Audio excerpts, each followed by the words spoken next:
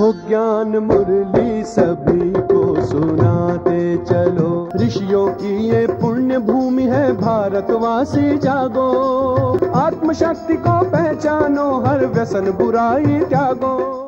ओम शांति। आज प्यारे बाप दादा के अनमोल मधुर महावाक्य हैं। 12 मार्च 2026। आज की मुरली के सार में ज्ञान सागर बाबा ने विशेष पढ़ाई पर अटेंशन दिलाते कहा कि यह पढ़ाई बड़ी सोर्स ऑफ इनकम है।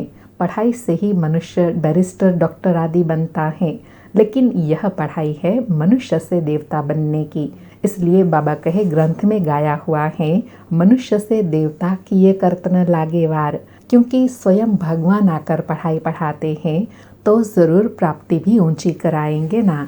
फिर बहुत ऊंचा नशा दिलाते हुए यादगार की स्मृति दिलाई कि जैसे क्राइस्ट का यादगार क्रिश्चियंस देश में है, वैसे तुम बच्चे यहाँ मधुबन में राजयोग की तपस्या करते हो, तो तुम्हारा यादगार भी यहाँ बना हुआ है।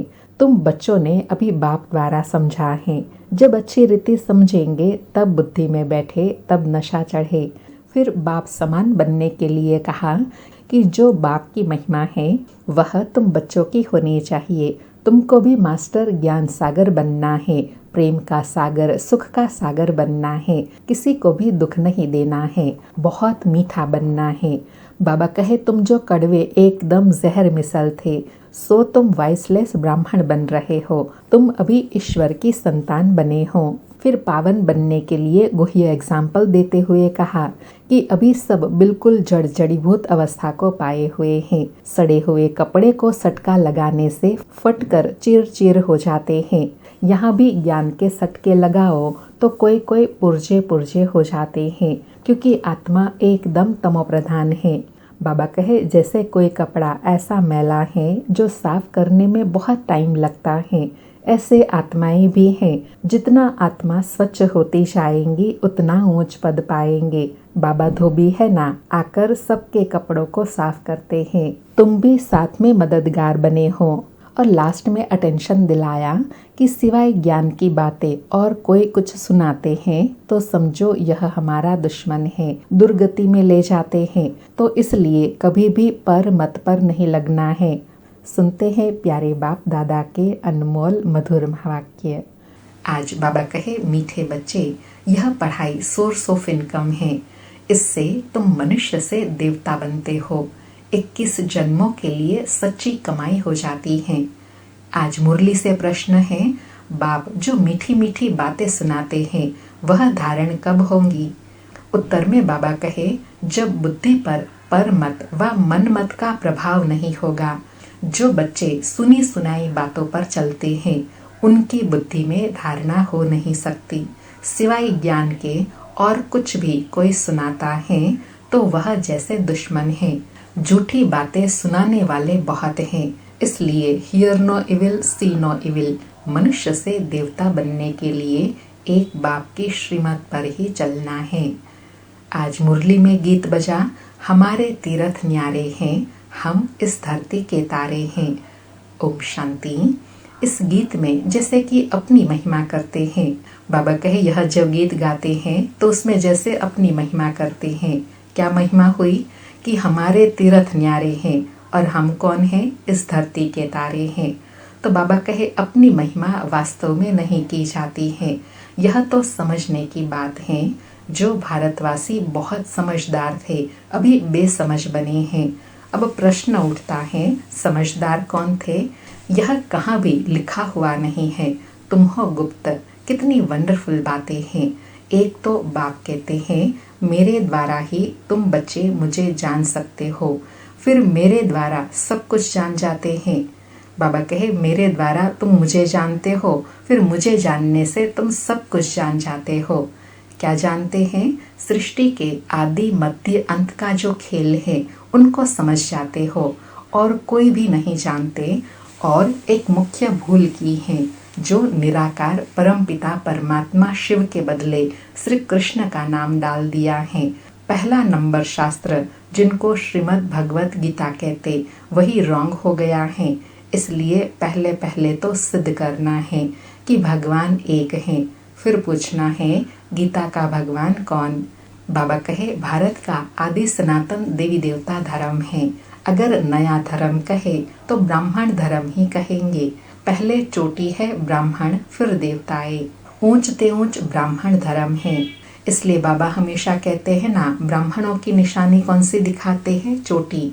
देवताओं की निशानी फेस, क्षत्रियों की निशानी भुजाएं, वैश्य की निशानी पेट और शूद्रों की निशानी है पांव।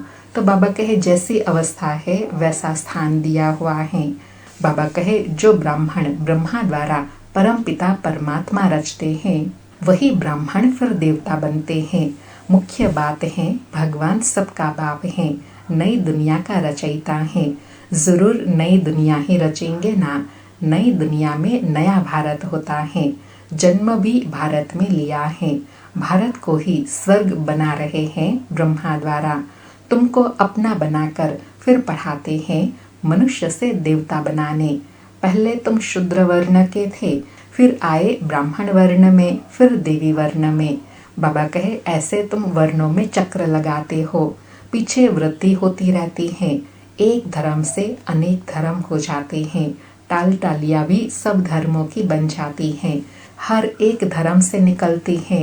3 ट्यूब होती है ना, यह है मुख्य। बाबा कहे 3 मुख्य धर्म होते हैं ना। कौन कौन से? आदि सनातन देवी देवता तो फाउंडेशन है, फिर इस्लामी, बौद्ध और क्रिश्चियन। बाबा कहे हर एक से अपनी अपनी शाखाएं निकलती हैं। मुख्य फाउंडेशन, फिर 3 ट्यूब है मुख्य। थूर है आदि सनातन देवी देवता धर्म का, जो अभी सब राजयोग सीख रहे हैं। बाबा कहे जो आदि सनातन देवी देवता धर्म की आत्माएं हैं ना, वो अभी संगम पर राजयोग सीख रही हैं। बाबा कहे दिलवाड़ा मंदिर बड़ा अच्छा बना हुआ है, उनमें सारी समझानी है। बच्चे यहाँ बैठे हैं, कल्प पहले भी तुमने राजयोग की तपस्या की थी। जैसे क्राइस्ट का यादगार क्रिश्चियन देश में है, वैसे तुम बच्चों ने यहाँ तपस्या की है, तब तुम्हारा यादगार यहाँ है। बाबा ने एग्जाम्पल देकर कितनी गुह्य बात समझाई कि जो जहाँ का होता है उसका यादगार वहीं होता है। तो बाबा कहे तुमने यहाँ भारत में ही तपस्या की है, तो तुम्हारे तपस्या का यादगार भारत में ही है। बाबा कहे है बड़ा सहज, परंतु कोई भी जानते नहीं है। सन्यासी लोग तो कह देते हैं यह सब कल्पना है। जैसी जो कल्पना करे, तुम्हारे लिए भी कहते हैं यह चित्र आदि सब कल्पना से बनाए हैं। जब तक बाप को जाने कल्पना ही समझते हैं। बाबा कहे जब यथार्थ ज्ञान नहीं तो ऐसे ही समझेंगे।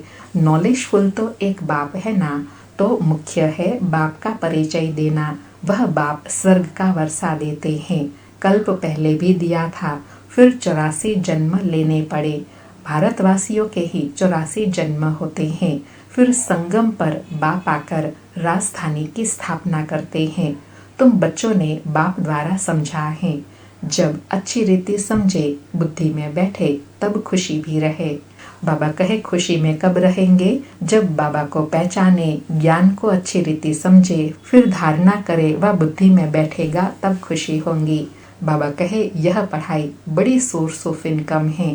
पढ़ाई से ही मनुष्य बैरिस्टर आदि बनते हैं, लेकिन यह पढ़ाई मनुष्य से देवता बनने की है। पढ़ाई कितनी भारी है, इन जैसी प्राप्ति कोई करा न सके। ग्रंथ में गाया हुआ है, मनुष्य से देवता किए करत न लागे वार, परंतु मनुष्य की बुद्धि चलती नहीं। बाबा कहे जरूर वह देवी देवता धर्म प्रायः लोप हो गया है। तब तो लिखते हैं मनुष्य से देवता बने। देवताएं सतयुग में थे, उन्हों को जरूर भगवान ने संगम पर रचा होगा। कैसे रचा यह नहीं जानते। अर्थात बाबा कहे मनुष्य से देवता कैसे बनाया यह नहीं जानते। बाबा कहे गुरु नानक ने भी परमात्मा की महिमा गाई है, उन जैसी महिमा कोई ने नहीं गाई है। इसलिए ग्रंथ को भारत में पढ़ते हैं। गुरु नानक का कलयुग में अवतार होता है, वह है धर्म स्थापक। राजाई तो पीछे हुई है, बाप ने तो यह देवी देवता धर्म स्थापन किया है। वास्तव में नई दुनिया ब्राह्मणों की ही कहे, चोटी भल ब्राह्मण की है, परंतु राजधानी देवी देवताओं से शुरू होती है। तुम ब्राह्मण रचे हुए हो, तुम्हारी राजधानी नहीं है। तुम अपने लिए राजधानी स्थापन करते हो। बड़ी वंडरफुल बातें हैं। बाबा कहे यह ज्ञान की बड़ी वंडरफुल गुह्य बातें हैं कि तुम ही राजधानी स्थापन करते हो, लेकिन तुम्हारे नाम से राजधानी नहीं होती है, अर्थात ब्राह्मणों के नाम से राजधानी नहीं होती है। राजधानी देवी देवताओं से शुरू होती है। बाबा कहे मनुष्य तो कुछ भी नहीं जानते। पहले पहले अपने को मालूम हुआ तो अपने द्वारा दूसरों को मालूम होता है। तुम शूद्र से ब्राह्मण बने हो। ब्रह्मा को भी अभी बाप द्वारा मालूम पड़ता है। एक को बताया तो बच्चों को भी बताना होता है। उनके तन द्वारा तुम बच्चों को बैठ समझाते हैं। यह है अनुभव की बातें। शास्त्रों से तो कोई भी कुछ समझ न सके। बाप कहते हैं सारे कल्प में एक ही बार मैं ऐसे ही आकर समझाता हूँ और अनेक धर्मों का विनाश, एक धर्म की स्थापना करता हूँ। यह 5000 वर्ष का खेल है। तुम बच्चे जानते हो हमने 84 जन्म लिए हैं। विष्णु की नाभि से ब्रह्मा दिखाते हैं। ब्रह्मा और विष्णु यह किसके बच्चे हैं? बाबा पूछ रहे हैं दोनों बच्चे किसके हैं? दोनों बच्चे ठहरे शिव के। वह शिव बाबा है रचयिता, वह ब्रह्मा विष्णु शंकर है रचना। इन बातों को कोई समझ न सके, बिल्कुल नई बात है। बाप भी कहते हैं यह नई बातें हैं, कोई शास्त्रों में यह बातें हो न सके। ज्ञान का सागर बाप है, वही गीता का भगवान है। भक्ति मार्ग में शिव जयंती मनाते हैं, सतयुग त्रेता में नहीं मनाते, तो जरूर संगम पर ही मनाते होंगे। यह बातें तुम समझते जाते हो और समझाते रहते हो। जो समझाने वाले बाप की महिमा है वह बच्चों की होनी चाहिए। तुमको भी मास्टर ज्ञान का सागर बनना है, प्रेम का सागर, सुख का सागर यहाँ बनना है। किसी को दुख नहीं देना है, बहुत मीठा बनना है। तुम जो कड़वे एकदम जहरीले थे, सो तुम वॉइसलेस ब्राह्मण बन रहे हो। बाबा कहे यह परिवर्तन अभी बाबा आकर करते हैं।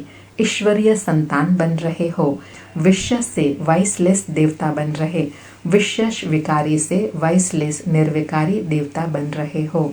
आधा कल्प तुम पतित बनते बनते अभी बिल्कुल जड़जड़ीभूत अवस्था को पाए हुए हो। सड़े हुए कपड़ों को सटका लगाने से फटकर चीर चीर हो जाते हैं। यहाँ भी ज्ञान के सटके लगाओ तो पुर्जा पुर्जा हो जाते हैं। बाबा कहे सड़े हुए कपड़ों को सटका लगाने से, बाबा कहे कोई कपड़ा ऐसा मैला है जो साफ करने में बहुत टाइम लगता है, फिर वहाँ सतयुग में भी हल्का पद मिल जाता है। बाबा धोबी हैं, तुम भी साथ साथ में मददगार हो। धोबी भी नंबरवार होते हैं, यहाँ भी नंबरवार है। धोबी अच्छे कपड़े साफ न करें तो कहेंगे ना कि यह तो जैसे हजाम है। आजकल कपड़े साफ धुलने सीखते हैं। ऐसे बाबा कहे बच्चों में भी है नंबरवार। बाबा कहे गाँवों में तो बहुत मैले कपड़े धुलाई होते थे। यह हुनर भी बाहर वालों से आए हैं। बाहर वाले कुछ इज्जत देते हैं, पैसे आदि की मदद करते हैं, जानते हैं यह बहुत बड़ी बिरादरी वाले हैं, अब नीचे गिरे हैं। गिरने वालों पर तरस पड़ता है ना। बाप कहते हैं तुमको कितना धनवान बनाया था, माया ने क्या हाल कर दिया है। तुम अभी समझते हो। क्या समझते हैं? हम विजय माला के थे, फिर 84 जन्म ले क्या जाकर बने हैं। वंडर है ना। बाबा कहे रियलाइज करो तो वंडर लगता है ना कि हम क्या थे और क्या बन गए हैं। बाबा कहे तुम समझा सकते हो। तुम भारतवासी तो स्वर्गवासी थे, भारत ही स्वर्ग था, फिर नीचे गिरते गिरते नरकवासी भी बनना पड़े। अब बाप कहते हैं पवित्र बन स्वर्गवासी बनो, मन मना भव। बाबा कहे पवित्र और स्वर्गवासी कब बनेंगे? मन मना भव होने से। शिव भगवान वाच माम एकम याद करो। याद की यात्रा से तुम्हारे सब पाप कट जाएंगे। शास्त्रों में लिखा है श्री कृष्ण ने भगाया पटरानी बनाने। तुम यह सब पढ़ रहे हो, पटरानी बन रहे हो। बाबा कहे अभी तुम पढ़ रहे हो किस लिए? पटरानी बनने के लिए। बाबा कहे परंतु यह बातें कोई समझ नहीं सकते हैं। अब बाप ने आकर बच्चों को समझाया है। बाप कहते हैं मैं कल्प कल्प तुमको समझाने आता हूँ, तो पहले भगवान एक हैं, यह सिद्ध कर फिर बताओ गीता का भगवान कौन है। राजयोग किसने सिखाया? भगवान ही ब्रह्मा द्वारा स्थापना कराते हैं और विनाश फिर पालना कराते हैं। यह जो ब्राह्मण हैं वही फिर देवता बनते हैं। यह बातें भी समझ में उन्हों को आएंगी जिन्होंने कल्प पहले समझा है। सेकंड बाय सेकंड जो हुआ इस समय तक समझेंगे। ड्रामा में तुम्हें बहुत पुरुषार्थ करना है, यह तो बच्चे समझते हैं। अभी हमारी वह अवस्था नहीं हुई है, टाइम लगेगा। कर्मातीत अवस्था हो जाए तो फिर सब नंबर 1 पास हो जाए, फिर तो लड़ाई भी लग जाती, आपस में खिटपिट चलती ही रहेंगी। तुम जानते हो जहाँ तहाँ देखो लड़ने की तैयारी कर रहे हैं, सब तरफ तैयारियां कर रहे हैं। बाबा कहे सब तरफ देखो कैसे तैयारी कर रहे हैं, अपने ही विनाश के लिए। बाबा कहे तुमने जो कुछ दिव्य दृष्टि से देखा है वह फिर इन आँखों से देखना है। विनाश का साक्षात्कार किया, फिर वैसे आँखों से देखेंगे। स्थापना का भी साक्षात्कार किया है, फिर प्रैक्टिकल में राजाएं भी देखेंगे। तुम बच्चों को तो बहुत खुशी होनी चाहिए, यह तो पुराना तन है। किस बात की खुशी होनी चाहिए? कि हम तो नई दुनिया में जाएंगे जहाँ सब कुछ नया होगा, पुरानी दुखदायी चीजें सब समाप्त हो जाएंगी। बाबा कहे योग से आत्मा पवित्र बन जाएंगी, फिर यह पुराना शरीर भी छोड़ना है। 84 जन्मों का चक्र पूरा होता है, फिर जरूर सबको नए शरीर मिलेंगे। यह भी समझने की बहुत सहज बातें हैं, समझा भी सकते हैं। कलयुग के बाद सतयुग जरूर होगा, अनेक धर्मों का विनाश जरूर होगा, फिर आदि सनातन देवी देवता धर्म की स्थापना अर्थ बाप को आना पड़े। अभी तुम ब्राह्मण बने हो किस लिए? देवता बनने के लिए, दूसरे कोई हो न सके। तुम जानते हो हम शिव बाबा के बने हैं, शिव बाबा हमको वर्षा दे रहे हैं। शिव जयंती माना ही भारत को वर्षा मिला। शिव बाबा आया, क्या आकर किया? आदि सनातन देवी देवता धर्म की स्थापना कर बच्चों को वर्षा दिया। बाबा कहे इस्लामी बौद्धी आदि ने तो आकर अपना धर्म स्थापन किया। बाप ने आकर क्या किया? जरूर स्वर्ग की स्थापना की। कैसे स्थापना की, कैसे स्थापना होती है सो तुम अभी जानते हो। फिर सतयुग में यह सब भूल जाएंगे, यह भी समझते हो। बाबा कहे यह भी समझते हो। क्या समझते हैं? 21 जन्मों का वर्षा अभी हम ले लेते हैं, यह ड्रामा में नोंद है। भल वहाँ समझेंगे सतयुग में यह बाप है, यह बच्चा है, बच्चे को वर्षा मिलता है। परंतु यह प्रारब्ध है अभी की, सच्ची कमाई कर 21 जन्मों के लिए तुम अभी वर्षा पा रहे हो। 84 जन्म तो लेने ही हैं। सतो प्रधान फिर सतो रजो तमो में आएंगे। यह अच्छी रीति याद करने से फिर खुशी में रहेंगे। बाबा कहे समझाने में बड़ी मेहनत लगती है, जब समझ जाते हैं तो उनको बड़ी खुशी होती है। जो बच्चे अच्छी रीति समझते हैं वह फिर बहुतों को समझाते रहते हैं, कांटों को फूल बनाते रहते हैं। यह है बेहद की पढ़ाई। वर्षा भी बेहद का मिलता है, फिर इसमें त्याग भी बेहद का है। गृहस्थ व्यवहार में रहते सारी दुनिया का त्याग करना है, क्योंकि तुम जानते हो यह पुरानी दुनिया खत्म होनी है, अब नई दुनिया में जाना है। इसलिए बेहद का संन्यास कराते हैं मनुष्य से देवता बनने के लिए। शिव भगवान वाच श्री कृष्ण हो न सके, उनको हेवनली गॉडफादर नहीं कहेंगे, हेवनली प्रिंस कहेंगे। हेवनली प्रिंस कहेंगे तो कितनी मीठी मीठी बातें समझने और धारण करने की हैं। देवी लक्षण भी चाहिए। बाबा कहे जब वर्षा मिलता है इतना ऊंचा तो लक्षण भी देवी होने चाहिए। बाबा कहे कभी भी सुनी सुनाई बातों पर नहीं लगना चाहिए। व्यास की लिखी हुई बातों पर लगते लगते बुरी गति हुई है ना, सिवाय ज्ञान के और कुछ सुनाते हैं तो समझो यह हमारा दुश्मन है, दुर्गति में ले जाते हैं। कभी भी पर मत पर नहीं लगना चाहिए। मन मत पर मत पर चला तो यह मरा। बाप समझाते रहते हैं, झूठी बातें बोलने वाले तो बहुत हैं, तुमको बाप से ही सुनना है। Hear no evil, see no evil, talk no evil. बाप दादा आए ही है मनुष्य से देवता बनाने, तो उनकी मत पर चलना चाहिए।